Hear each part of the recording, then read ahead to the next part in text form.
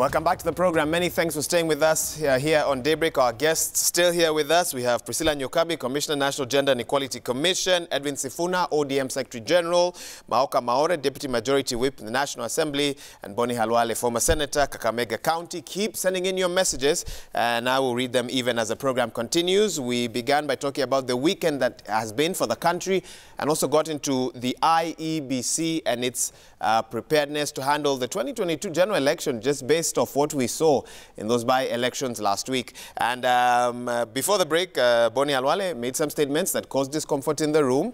So, okay, Maoka, let me start with you before I allow Sifuna to also weigh in. I just needed a sentence or two, specifically about the handshake. We have been told very consistently it was never about 2022. Correct. Or even the ODM sharing in government. Correct. It is this camp which has been very consistent that hii watu walikuja kukoroga serikali about 2022 just to divert and foul the air, and it is very wrong. So why would Honorable Orengo allude that a cabal of civil servants were plotting on who will succeed the president? What does that have to do with the media? Yeah, I think that's where the confusion is. I think the plotting Orengo was talking about, does not make a reference to the handshake and having a bearing on 2022.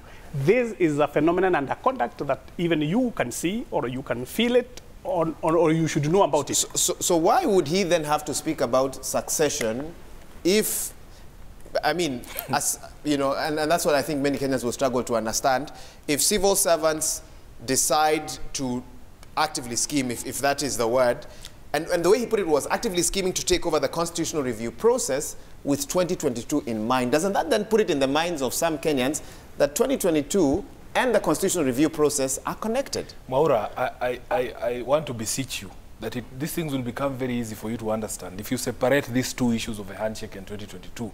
By the way, there was no agreement under the handshake that we would not criticize things that we saw as wrong in government. Just like the president has made it clear that he himself, together with my party leader, Raila Odinga, have never even sat to discuss 2022, or that there was an expectation that, like Boni is trying to allude, that we would be supported in 2022. There was no such expectation. The president himself has told the country that we have not even had a discussion on even joining government the way that Maoka Maore has told you. So you need to separate these two issues. I have told you that it is in fact true, because we have seen enough evidence in Msambweni and in Matungu that there are people who are trying to prop up our competitors for the sake of the 2022 election. That is a separate issue from the issue of the handshake, because the handshake has been, over the past 3 years, the handshake has been killed at least 10 times. I remember there was a time when we were told the handshake is over because of committee positions in the House, if you remember Maoka Maore. There was a time when Honorable Orengo stood up to speak on the floor of the House, and Junet said the same thing about the distribution of COVID relief in Parliament, and the handshake was declared dead once again. I can tell you for free that we know there are people who have been, you know, praying day and night that this handshake should collapse, and they continue to get very excited when they see what they think are signs that reinforce their belief that this thing is going nowhere. Let me just finish lastly on the issue of the IEBC. Maura, the reason why, first of all, we are not complaining. As ODM, we are not complaining. In fact, I have said it very clearly here that ODM is very proud of the performance in Matungu, because in 2017 we had only 4,000 votes.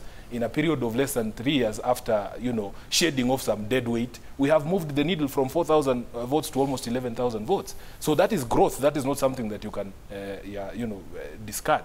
Number two, we are saying that the referee used to be off limits. It was okay for Halwale to run around Kibera throwing stones, but he was not hitting the referee. In football, if you touch the referee, if you as much as touch his shirt, you get a red card, a straight red. So we are wondering why, in this particular instance, the referee, having been assaulted, and today is International Women's Day, as she has said, the two women who are presiding officers at Munami polling station, their tales are harrowing, Maura. And we were surprised that the IEBC would actually go and validate the results of such an election after their own officials have been assaulted. What is even more dumbfounding is the hypocrisy in this country, that nobody seems to be calling out the leadership of the ANC. We have not heard Musalia Mudavadi, who calls himself Mr. Clean Pair of Hands, condemning Malala, or even distancing himself and the party from the violence that was visited on the people of Matungu. We have not heard him speak anything. In fact, he congratulated Malala and said he had done a very good job. That is the guy that has presented himself as a gentleman of politics all this time. But now that violence has worked for him, he is not even interested in denouncing it. So as we move forward, let us be honest in our discussions. In fact, Khalwale, please don't try to sugarcoat what Honorable Echesa did. Honorable Echesa was not involved in he said a heated discussion with the presiding officer. No, everybody saw him slap the officer of the IEBC officer. So we should not sugarcoat what we saw. But I agree with you that in fact what the ANC team did was far worse than what Honorable Echesa did. And we are just hoping that... and we limit that because we don't have an ANC representative here, so we will limit that for now. What I do want to hear from you is a question that was posed to you. Yes. About what role ODM has played in pursuing comprehensive and systematic electoral reform since 2017. Yeah, first of all, Gadara... And those who say if that had been achieved, whether state was involved in last week's by-elections or not, we wouldn't have seen a lot of what we saw if those reforms were now in place, tested and strengthened. And sadly, 2022 is really around the corner. If you have followed the conversation, the ODM party has been very consistent that we needed to deal with the trust deficit in the IEBC. And in fact, we are the party that proposed a different system of appointment of commissioners going into 2022. We are the ones who came up with a proposal for the IPPG model that in fact, because of the issue of the trust deficit, it would be easier for a commission to work that was appointed, maybe one commissioner appointed by UDA, by Khalwale there, and another one by ODM. They put Sifuna there as a commissioner. It would be very difficult for me and Khalwale to sit somewhere and plan to subvert the will of the people for the benefit of one of us. So that conversation has been there. And in fact, I know that maybe Priscilla can correct me if I'm wrong. What people were alluding to that, ODM has abandoned the quest for the reforms of the IEBC is because the proposals that we made did not find their way into the final constitutional amendment bill. But I know that that same proposal found its way into the 14 or so bills that are the BBI bills, because there is a set of legislative amendments that is separate from the constitutional amendment bill that nobody wants to talk about.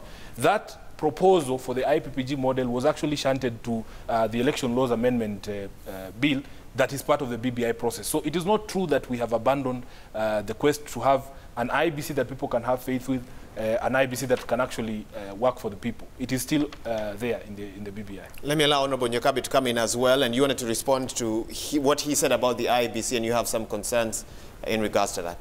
Sure, and Bonnie has a good point around the police and really the role of the police in all of this and the role of institutions. In fact, one of the early points around this, even with this conversation about civil servants, is to then allow the institutions to work. And we are going to have, as politicians, to learn to allow our institutions to work. The institution of police must work. The institution of NCIC, for example, must also work in terms of hate speech and all other crimes. But then the other important thing that we've done with our law is to allow IEBC to command the police during elections. And that is in our law, because we've come a long journey with police around electoral systems. So now that must actually happen. And the conversation we're having here clearly shows that electoral reforms must be put on the table. And electoral reforms are urgent. The BBI bill gives the legislation on election 6 months after the passage of the bill. So we can agree as a country that violence is wrong. And you know, it doesn't matter whether violence is by ANC or by ODM or by Jubilee, whoever. It doesn't really matter. The people who are shot, the people who lose their lives, it is once and forever. And we saw that with Mama Pendo. Once you lose a baby, you cannot get another baby to replace the one that you have lost. And so as a country, we are going to have to draw a red line around violence. Can we resolve our disputes without violence? And you know, we are not there yet. What we saw in Matugu shows that violence is very much part of our electoral process. So we need very urgently to remove violence from being part of our electoral process. The BBI process allows that. So the point I like that Sifuna is raising all the time is, can we separate 2022 from the reforms that we need to have as a country between now and 2022? Because the more we mix issues and the more we all get into the basket of 2022, the less we will do. If you put 2022 aside, and I'm telling you that we have a conversation on electoral reforms in this table, we will agree. That is what we must do. Let 2022 come later in 2022, and can 2022 be 2022? You know, we keep saying 2022, but now we are doing 2022 in 2021. So can 2022 be 2022? And in between this time, we use the time to focus on electoral reforms. And I have told you that there is indeed a set of laws that are ready for strengthening of the electoral system ahead of the next election, and which particularly deal with violence. And particularly for us women, violence against women is even an aggravated offense. Like now, all those who committed the offenses against the electoral officers, the law should actually move and take course on them, with whichever party that they come from, because the violence eventually, it doesn't matter to the heart that they cost the women officers. So that is a conversation we need to have. And then 2022, after the reforms have come in, we all have a much better environment around which to then have presidential contestations. Now we can't even have a presidential contest. If we can't even have a by-election in Matugu, can you imagine if we have a presidential contest in this environment? This is really, really not what was envisaged. And so the call now is BBI first, and then the BBI reforms in the sense of electoral reforms, corruption laws, and the set of laws that need to be passed. And then electoral year will start. IEBC also must receive focus. Because IEBC must be strengthened in terms of the budget, in terms of the command structures, in terms of how they prepare for this by-election. And IEBC usually has a post-election process. So I don't think that IEBC should take the offenses that happened in Matugu lying down. They must now come to the post-election phase of that, because the candidates have already been declared, now come and deal with cleaning up the processes and the system. You've made some interesting points, but then one would question, why has it taken so long, and why is it taking so long for these electoral laws to be implemented? Could we have done this earlier? Could we have passed these electoral laws much earlier, test them through by-elections like this one, so that next year it's not an experiment? Because many are concerned that as Kenya, and we've seen this before, where laws are passed late in the day, we're trying to agree on commissioners late in the day, and by the time the election comes up, a number of things can go wrong. And that is the concern when you have so many ways in which an election can go wrong, as we've seen in the past. Could this have been done better? It could always be done better and earlier, but the process took 2 years for the views to be collated, for the views to be harnessed, for the views to be processed. Remember, we are also not the only ones who have an electoral management body to also compare with what is happening in the region. It's just that we continuously embarrass ourselves. I mean, look at Tanzania. They held an election through COVID, a bit decent than what we are seeing now. So it's true that we never quite do things on time. But being late doesn't also mean you don't do the right thing. Because the election hasn't happened, we still have a year or so to still do the right thing. Okay. And that's where my focus would be. Because even this, the axes we are saying are knocking each other. Those axes are going to take us away from the real issues in Parliament, because now the bill is going to Parliament. And we expect Parliament to have a very robust debate on some of these questions. Not this, secretariat and all those other matters. That's not what is important now. Can we have a robust debate, for example, around electoral reforms on the floor of Parliament? And we would be urging that when the bill comes, and I think it comes up tomorrow, and the next few days, that we see that robust debate that then returns people to focus on the issues that are in Parliament, and especially now that there is even nobody actively opposing the BBI, can we then get into the meat of the issues that have been raised by that BBI process? Okay. I think there's also... Say something, then I'll come to you, Halwale. Yes, I think the problem we are facing with the IEBC also, in the referendum, once it goes through, and unfortunately we haven't done time for the last 7 days, people talking about BBI. They have been talking about now all these other stability of the handshake and the problem with the IEBC is there are 70 new constituencies being created, and they will need time to go and delineate those boundaries and define where those constituencies are. So the problem we are faced with is you also need to have a new voter registration. By the time you prepare this law, you also prepare the new boundaries, and you are expecting to have a new IEBC as it is envisioned. We have a problem. What's the solution to that problem? Not the problem, we need to speed up. Can you do all that in 17, 18 months or so? Well, there are 17 months now. There is time, if there is a will.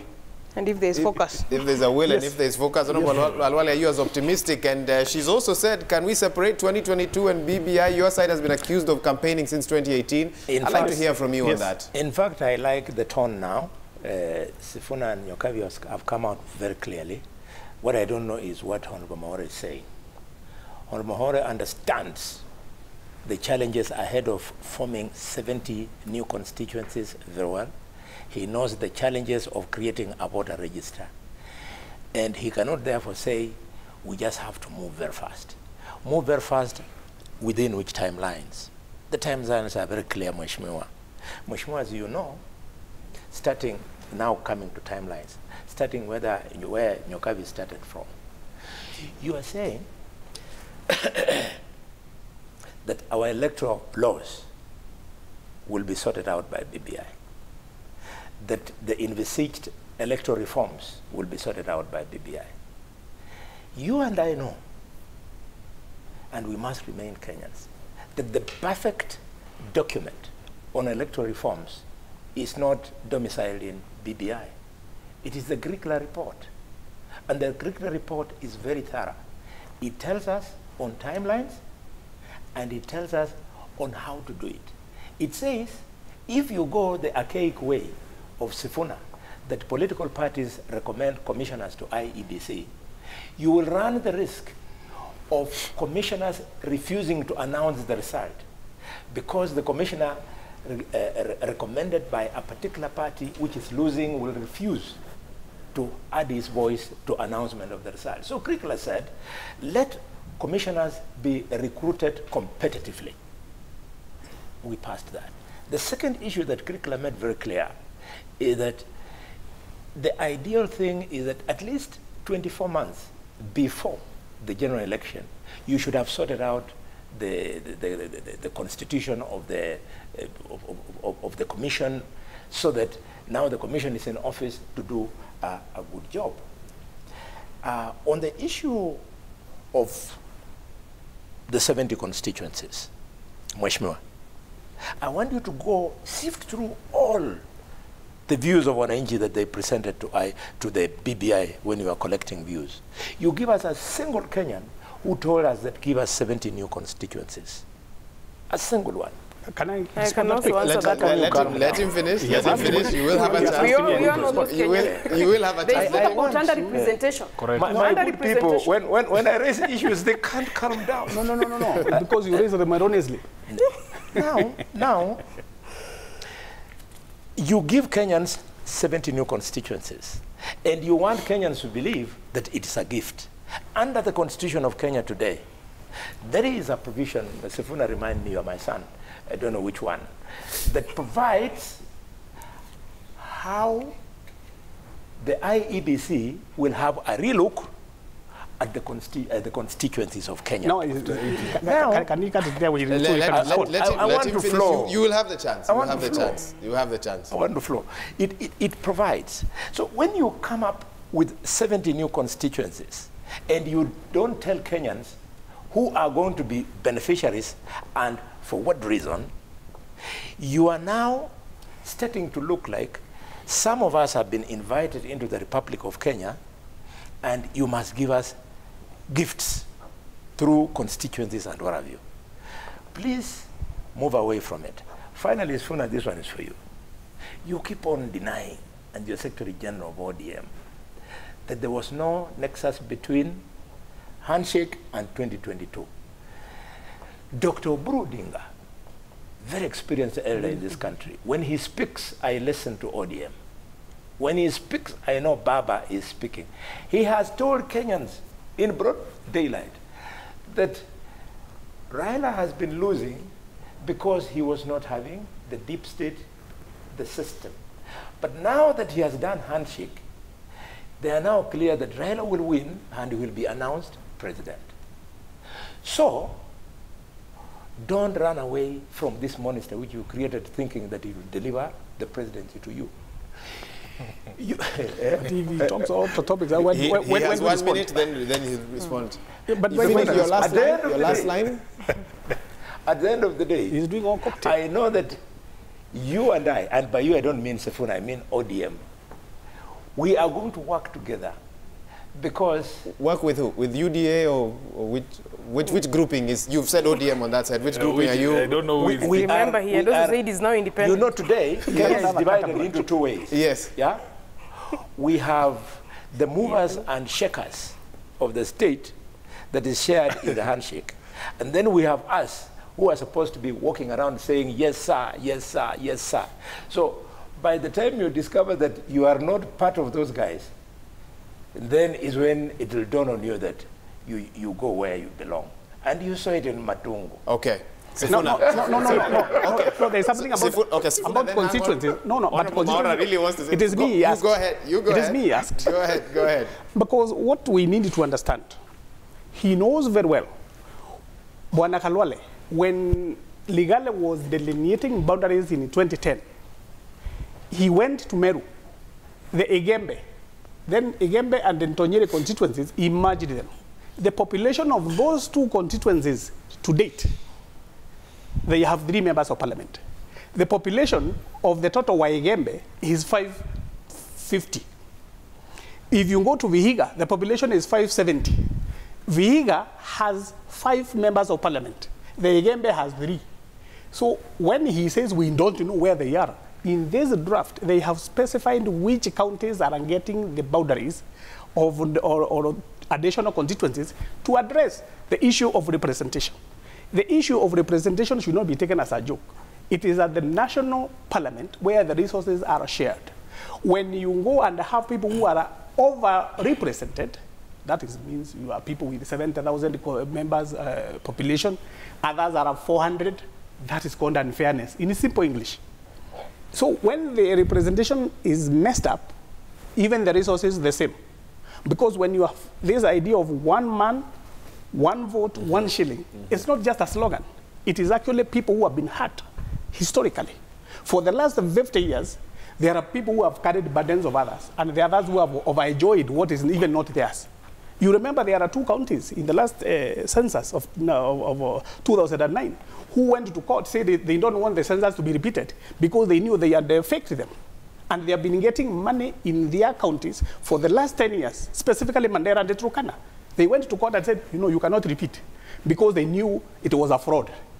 Now, we have another census has come out, and we want it now to correct the mess that was created in the data of that time. Secondly, the resources and the representation has to go together. So my brother cannot say that we don't know where they are. We know where they are because we have been hurt by the bad data and by bad since colonial days. Okay. There has been conspiracy. You don't allow some people in the wrong place. Wrong place means the seat of power. Hapa tutaki kuwa wengi sana ama tufinyane, but this time it's being corrected in this BBI. That is why we are supporting BBI, and that is why I wonder how they are saying they are close to the people, and yet they don't want the people to be represented. But you are saying, oh, we want everybody to the table. Which table? The table is in the National Assembly, in the County Assembly, or in the counties. That is where the resources are. And if you don't want the representation, then you are being funny. Fair enough. Sifuna, I know you need to respond, and Honorable Nyakabi as well. I don't want to interrupt you, so I've been told we need to take a quick break. Let's take that break. When we come back, I'll allow both of them to respond to what we have on the table. We're talking about IBC and electoral reforms. We're talking about the handshake. We're talking about representation and resources at the ground as well, and the Building Bridges initiative. Keep sending in your comments. 22422 is the SMS line. The hashtag is Daybreak. We'll be right back.